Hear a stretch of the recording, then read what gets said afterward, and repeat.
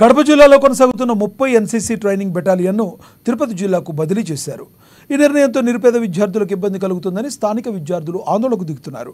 నగర సమీపంలోని తెలుగు గంగా కాలనీ వద్ద 5 ఎకరాల విస్తీర్ణంలో ఏర్పాటు చేసిన ఎన్సీసీ క్యాంటీన్ వద్ద ప్రధాన ద్వారాన్ని మూసివేసి తిరుపతికి వద్దు, కడపలోనే ముద్దు అంటూ నినాదాలు చేశారు.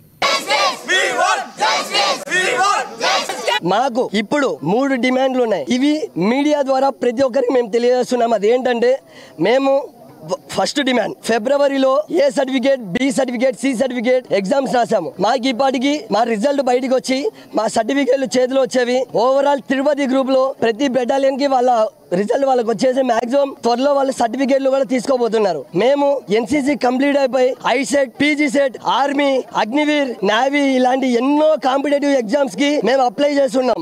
ఈ అప్లై చేసిన ద్వారా మాకు మెయిన్ ప్రాబ్లం ఏంటి తెలుసా?